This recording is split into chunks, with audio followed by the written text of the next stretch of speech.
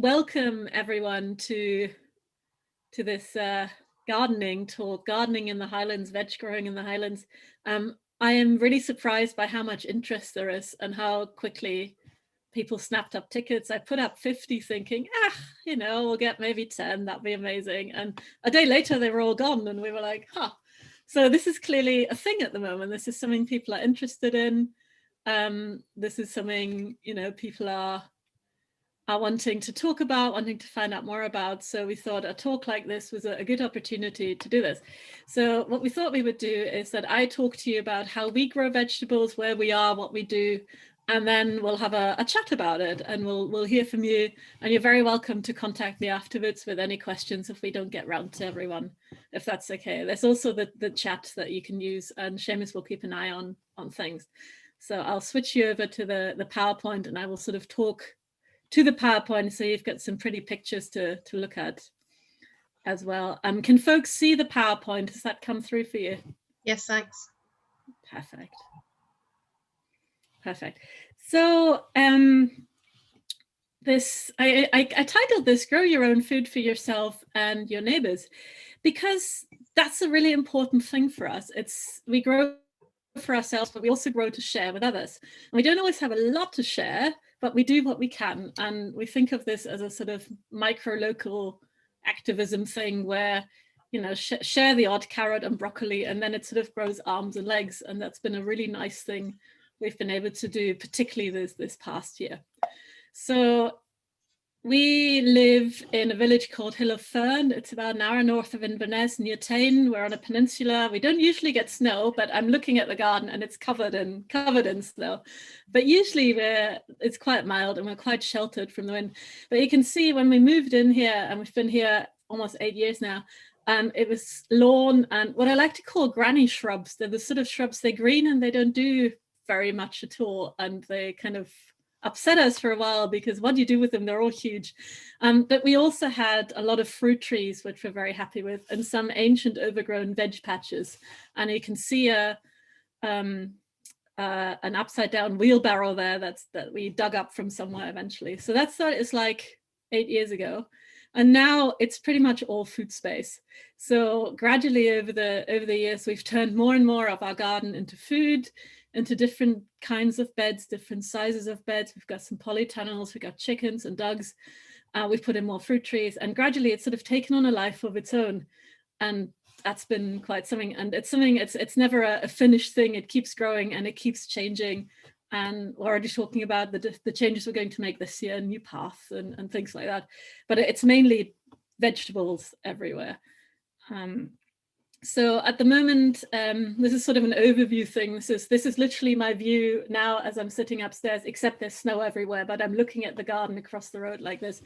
It's a no-dig garden, which I'll talk a bit about in a minute. We have 4 polytunnels at the moment. There's another one behind the one you can see on the right. There's a second one there, which houses all our seedlings, all our little plants. But that's what we've got. We've got a growing network of paths, and they're really important because they're like the skeleton of the garden. They really hold it together. And most of them are where we were walking naturally and we put a path in afterwards, rather than thinking where we'd like a path. It's sort of the other way around. And we have 3 really long beds, which were the ones you saw in the previous pictures. We have a herb bed, fruit patches, a sort of weirdly shaped triangular one, 3 big square ones. We grow in tires. And then we've got the Fern-free food garden, raised beds and growing area out front. Some of you are local and will have been to the store last year. You will have seen the raised beds. I'll show you a picture of that in a minute. And at the moment we have, I think, 15 chickens, 5 ducks, 2 dogs, 2 cats and a rabbit. The dogs, cats and rabbit are indoor, but they enjoy the garden as well. And normally when there is no risk of avian flu, the chickens and ducks are all free range, walking around the garden all the time. So everything has to be fenced so that they don't go in and eat all our vegetables and dig everything up. But they're sort of an important part of the ecosystem. They keep slugs and snails down. Their poo helps fertilize things, and it's a really nice, and they help break down the compost and stuff like that. We have 3 compost bays at the moment. We're hoping to build a couple more this year. They're all pallet ones. And we're hoping to have a system where we can shift things from one into the next. And then eventually we have enough of our own compost. I reckon we grow about 85% of our food, grow and make. So I'm including things like jam making and booze making and bread making, that kind of thing. We don't grow the grain, but we make the product. But we grow virtually all of our vegetables. We grow virtually all of our fruit and veg. Some years are better than others, but we kind of eat in season and we eat what's ready. At the moment, even in the snow, we're still picking kale now and then to have for dinners. There's some in the polytunnel as well. We grow anything and everything, with the exception of melon. We've never done well with melon. Squash are a bit hit and miss. Sweet corn has never done really well for us. And aubergines we fail to grow every year, but we do get some chilies, some peppers, tomatoes, not masses, but a lot of them. And we've never tried peaches or anything sort of proper exotic like that. So one day, that's it. And the other thing we do is we grow lots of veg plants for other people, and we run the small free food garden. And I'll talk about this a bit more. So the space is for us, and it's also for other people. It's about maybe 1/4 of an acre is the food growing space. If you're looking at it, there's more space around the house, but that's roughly what we're growing at the moment. And the trees you can see are largely fruit trees, and they're ancient established ones. We have no idea what they are. There's 7 apple trees that make really nice cider, but I couldn't tell you what variety they are. I just know which one's ripe first and which one's second and that kind of thing. But yeah, fruit trees have been really happy here. So that's a sort of overview of where we're at. So how do we do this? I put in these 2 pictures because we don't have a lot of energy or time between us. The cat Nigel there on the left is a really good example of what we do. We kind of sit around a lot and yawn and look at the space. Seamus works full time and then some, and I have ME, I have health issues, which means I don't have a lot of energy, and I don't have energy very reliably, which means we've had to find ways to deal with that and still make the most of it and still try and have a steady supply of food coming in, which particularly in the last year with COVID has been a very welcome way that we can rely on our own food. So we try and grow food with really minimal effort and energy, in harmony with nature, and in ways that with materials that are easily available to us. So with as little energy as possible, but as much veg as we can get. We really love connecting with our community and learning from them and sharing with them in ways like this, or physically face to face, or at the stall, or chatting about vegetables online. And it's been really good to hear what works for other people. When you're looking at your cauliflowers all going over and you think, is it just me? And then everyone else crops up and says, no, ours are terrible too. Then it's quite reassuring when that happens. And the other thing I thought I'd throw out there is that we're into things like seasonal eating, low food miles, radical homemaking, living quietly. The idea that I'd rather make things and spend my time doing that than buy it somewhere else. So I'd rather, for me, I have more time than money, so I'm happy to spend that on things I enjoy doing. So like bread making and all the rest of that. So for us, one of the key ways of taming the garden and kind of figuring out how to do things low energy and not with reusing things and not an awful lot of money is no dig gardening, Charles Dowding's way, which has been a lifesaver for us. I propped up one of the books here, No Dig Organic Home and Garden, which is sort of the one book I recommend to people. If you're going to buy one gardening book, buy this one. It's really comprehensive, lots of color pictures, and I enjoy this one a lot. But basically, the idea is that instead of having raised beds and instead of digging, you literally just add compost on top. You don't dig it in, you literally shove it on. And compost can be any old rotted material. So we've been using a lot of horse manure, and our rule for that is when it no longer smells like horse when you're transporting it, it's good enough to use and it won't burn your plants. Cow is a bit harder to work out when it's ready, but horse is fairly straightforward. You put cardboard down, which acts as a kind of mulch, and by the time the cardboard is rotted away, the grass underneath is gone. You have to dig out really mean things like dock and brambles. They just won't go away. But most other weeds kind of disappear after a while. And that means that because you've created this barrier, any weeding you do afterwards, it's sort of weeds that sit in the top rather than weeds that come from the ground, which makes it a lot easier to keep on top of your beds. We tend to put our cardboard about a foot wider then the bed area we want, and then we surround it with wood chip to create a path and also a boundary. So we literally have no wooden sides on the beds, just the path that acts as a side as well. We start our beds with about 6 to 8 inches of manure, and then once a year in autumn or in spring, we top them up with maybe 2 to 3 inches of compost or manure or whatever we can get hold of. And it sinks down a bit over the year, but you build it back up again, and that's worked really nicely for us.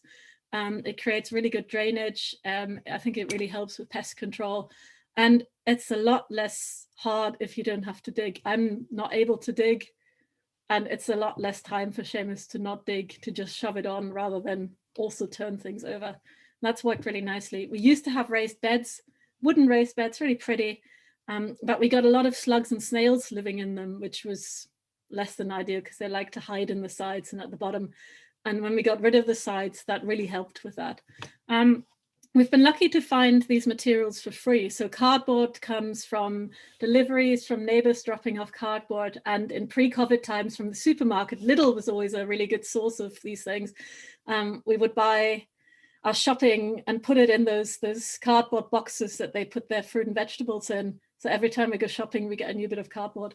The horse manure took a bit of phoning around and chatting to people on Facebook, but eventually we found some people who keep horses, and we were able to pick it up ourselves with a shovel and plastic buckets in the car. We can get about 6 buckets in the boot. And if it's old enough so that it doesn't smell like horse, it doesn't stink up your car. So it's a good sign. By the time it smells like earth, it's a nice way to transport it. And then the wood chips, we've been really lucky to have found a tree surgeon who delivers them ever so often. He turns up with a tiny saw van thing and just tips them out. And we've been very, very fortunate to have that. And again, it took some phoning around, but that kind of stuff is possible. It just takes a while. Living in a rural area, we're really lucky to have access to those sort of things. If you're in a city, that's much harder to find. But there's some municipal sites where you can get compost and wood chips. We don't have that here. But yeah, it's thinking about reusing things that other people don't want has been kind of a key to how we do things. The other advantage of growing your vegetables in this way, of building your beds in this way, is that you can have the bed in any shape that you want. It doesn't have to be a straight or a rectangular one. It can be like a weird triangle, or can fill kind of any strange corner you might have in the garden, because it's up to you sort of what shape you put the compost on as, and that works really nicely. And because your paths are also on the same ground, on the same cardboard, you could change the layout year after year if you really wanted to. So if you put in a path somewhere and then you regret it because it's not really where you wanted, you can turn that into a bed. And similarly, you could divide a bed with a path. So you're not committed to a layout from the beginning. We found really reassuring when we're looking at this big empty space of grass and granny shrubs. It took a while to kind of get the confidence to do it and just change it and have it the way we wanted. And having a way of doing that doesn't involve buying, pieces of wood that are a certain size or foraging for things was quite a reassuring thing, that we're never committed to it. We can change it. So every year we do things slightly differently. We really got into growing veg plants. That's sort of the main thing I do now. And it came about because up here, it's so dark and so cold for so long. It's really hard to get plants started early without grow lights and heated greenhouses and things like that. But we're really lucky to have space for the polytunnels. So we thought one of the ways in which we can connect with the community and share things and share our resources and our privilege in having all this space is to grow veg plants for people, because a polytunnel takes up a lot of space if you don't have a big garden. It could be an expensive thing to buy, so people might not be able to access that. So we grow the plants, and then you can see them on the left. That's the size when they move on to people. And I grow them in big trays. They're a bit bigger than A3, and each tray has room for 84 plants or clumps of plants. And that's been a really efficient way to do that. And they can stay in there from sowing until they're ready to plant out. So that's been a good use of space. And they sit on tables that we've built from pallets, and each pallet can take 6 of those trays. So it's a good use of space. And we get seeds from a variety of sources. We get donations from them. There's a free seed company that you can apply to, and they send seeds to community projects. We buy some of them, and we've just sort of built up almost a database of seeds over the years, and after a while they stopped germinating quite as well, but I just sow a few more, and that works quite well. In 2020, when this really took off, the masses of plants, I think my response to the pandemic was, I must grow as many vegetables as I can. So it went slightly beyond what we had expected. But I sowed about 14,000 seeds in total. 7,338 plants left us, so plugs like that. And about 1,400 of those were free. That was about 80 boxes for the local community. People could register for that. And then this year I thought, sod it, I'm concentrating on the free stuff. It makes me very happy. I don't really enjoy selling things to people. So that's been a nice way to shift it. Because we've managed to build up links with people, at this stage, we already have 94 people signed up for free boxes. So that's more than we did free ones, local ones. That's more than we did last year in total, and already at this early stage. So I'm really happy with that. And they're going to be boxes of about 20 plugs of mixed things, so probably 10 varieties, and then that'll be that. And it's really to get people to see what they can grow and see if they maybe want to take it a step further. So a new thing we're doing this year is grow your own starter kits, which are basically seeds, a bag of compost, and a seed starting tray. And the seeds are ones that I bought in sort of bigger sizes, and then I'm dividing them out into smaller envelopes. No one needs 250 cauliflowers in a packet and then it goes to waste. So I figured I could share it out. And that's a way to get people to see what they might like to grow themselves, how raising things from seed goes, and just makes it less scary and not expensive and things like that. And we've got 50 of those signed up, and then another 40 on the waiting list. I can do compost for 50, but I don't think I can do probably plants. I can do seeds for another 2030. So we'll see how far we get with that, but there's no immediate rush yet. We also have some pre-orders for boxes to be sent up and down the country. For that, people donate £20, and that pays for their box and postage, and pays for a box for a local family as well. So it helps funding things here. And they often order it as a gift. So someone will donate and say, send it to my dad, he lives in Brighton, or something like that. And I enjoy thinking about where they go and how that works. And I send them by Royal Mail in a box. They usually arrive the next day, and that works quite nicely. We've also got community groups signed up. We've got 13 community groups in primary schools, vaguely in the local area, some a bit further afield. I think all of them in Scotland, maybe one of them not in Scotland. And the local ones will hand them over. The ones further afield will post them, and I'll talk to them individually about how many plants they want and what they've got room for and what their experience is and so on. And the way we fund this at the moment is partially having a piggy out when people come and collect the plants. And some people donate, and that's really, really wonderful. Some people don't, and that's absolutely fine. But we've built up this Patreon community, and I recognize some of the names in the meeting today as folks who subscribe to the Patreon. So thank you very much. You make this possible. We have 69 supporters at the moment. You can join up from £1 a month. It's up to you what you pay. And for that, you get a post and a skills tutorial like veg growing. And that means it's a steady income all year round, and that pays for the garden and all the joy to do with that, which means I don't have to sell things and I can do things for free. And that makes me very happy. And I think that helps other people too. So it feels like this micro local virtuous circle with folks from further afield joining in as well. Last year we started the Fern Free Food Garden.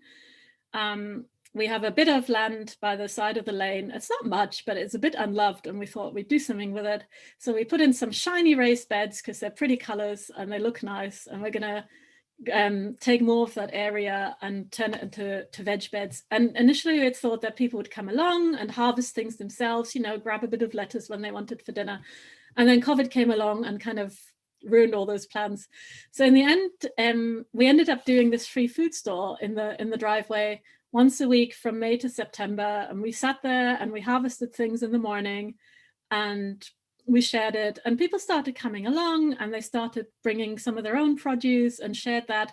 And it was really lovely. And we met an awful lot of people. We met more people last year up here than ever before. And it was really nice to connect to everyone. And we didn't manage to grow all the food for it in those raised beds out front. We shared produce from the garden as well, but it was great. And it was like a really kind of life affirming thing to do. We had an awful lot of fun with it. And that's certainly something we're doing again this year, COVID permitting, however that will go. And it's just whatever was ready that week, people would take.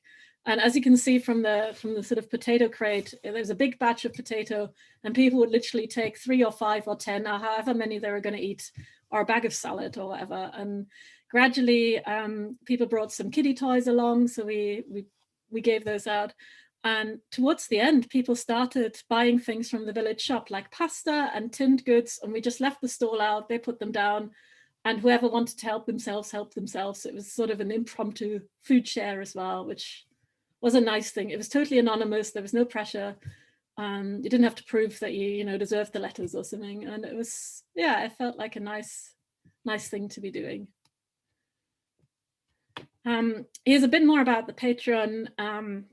It looks like that when you sign up. And on the left-hand side, you can see, hang on here, that the skills posts are labeled like this. So far we did a month of knitting, we did a month of jam making, we did a month of bread making, and we're just halfway through our veg growing month. So they live there. If you click on it, you get a post like this one there. And there's sometimes videos, there's pictures, there's all sorts of things. So once a week, there's a post on sort of a reflective thing on any and all things quiet life and veg growing, whatever is going on at the time. Then there's the skills from the hills, the skills courses. There's a new skill each month, new tutorial post every week. Next month, we're doing mending. Then we're doing basic cheese making at some point. Then we're doing fruit booze or hedge booze or something like that.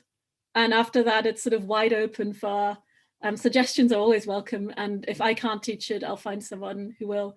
And folks can join from £1 a month. I would love to make it free, but the platform doesn't let me. So we're trying to find ways around that. But it's basically a pay what you like, pay what you can. £1 is great because it really helps. And I have future plans with that. I want to turn this into a proper community platform, a shiny, nice website with lots of tutorials and courses, both in practical things like jam making, but also things like, I don't know, public speaking or application forms or CVs or any and all things that people would like to learn about. We're happy to kind of try and organize that. I'm calling it homeschool for grown-ups because that's kind of what it feels like. It teaches you kind of home things, but it's also a sort of experimental and fun thing and a practical thing and all things to do with that, reading groups, whatever. I'm going to run on a pay what you like model. And if the platform I want to switch to doesn't let me do it for free, there'll be scholarships. So folks can literally join for free. And we're doing that. And at some point in the year, we'll have a crowdfunder to launch that. There'll be a Quiet Life book with skills to go with it as well. That feels like a sales pitch. I'm sorry, it's not what it's meant to be. It's more to tell you that this stuff exists. And let me know if there's anything you'd like me to write about that I'm not writing about. It's very much it's meant to be a two-way thing. And hopefully when we switch to the new platform, there's a lot more sort of direct interaction and doing stuff. I want to learn from you guys as well. That would make me happy. So a few kind of top tips about veg and everything is make growing your own part of everyday life and the life you lead. Don't aim for like some perfect garden where you're going to spend 8 hours a day doing it, because that's not realistic. If you have 10 minutes a day, then you have 10 minutes a day, and find ways to work with that rather than try and fight it. That's sort of our advice. Start small and be patient, see how far you get with the bed and what you grow, and enjoy the weird lettuce and the weird kale and see what happens, and then try again next year. Try and connect with folks locally and online. I really enjoy the Instagram veg growing community. It's not very competitive, it's very friendly, and it's more like, oh my God, I grew a carrot, then look at my perfect carrot and replicate that, which I don't enjoy. So I found lots of really lovely actual connections with people there, and it's really interesting to see how they grow their veg, what they do when, and you know, when they start their giant things in Essex and we're still covered in snow, and I kind of enjoy that. Remember that each season is really different. Embrace failure and success. Last year we had the here, the sea fog, from April to June in the garden, which meant that we got like 2 courgettes all in all, Our cucumber plants never grew beyond that. It is terrible for broccoli and terrible for cauliflower because it was just foggy, but the green things loved it. And if this had been our first year growing, we would have been really devastated by this and would have thought, what have we done wrong? Is it worth doing it? But because we've been doing it for a while, we know it's not us. It's just things are different and we learn to adapt to that. Grow what you like to eat and expand from there. Don't grow things that you ought to grow because you feel like you do it. If you really like carrots, then grow an awful lot of carrots and enjoy eating every one of them. That said, grow kale because it grows all year round and it's amazing and it tastes nothing like the supermarket, and it's become our staple green for any and all cooked food and for salads and on sandwiches, and it's just this magic thing. Any and all kale is our favorite. And don't strive for perfection. Do what works for you, for your space, and embrace a messy wildlife garden. And that is not just good for the environment, but it's kind of nice for yourself. If you can manage not to put pressure on yourself and curb your perfectionist tendencies, I think that goes a long way in veg growing. Embrace the weird wonky veg and the strange carrots and things, and laugh at them rather than get upset with them. And I put this quotation on by Kat Golden, who some of you may know from Instagram, because I think it's something that really sums up sort of how we live and how we approach all of this. And she said, the best bread is the bread you actually bake. It's not the fancy sourdough that you spend days and days perfecting, but it's the loaf that works for you and that fits into your life. And it doesn't matter if it's not perfect. It's a bread, you made it and you eat it. And that's sort of how we feel about all of these things, I guess. Here's just some contact details. Get in touch, chat to me, any of these places. Happy to talk vegetables, happy to talk your garden, any and all. And that's it for the talk part. I'll turn this one off.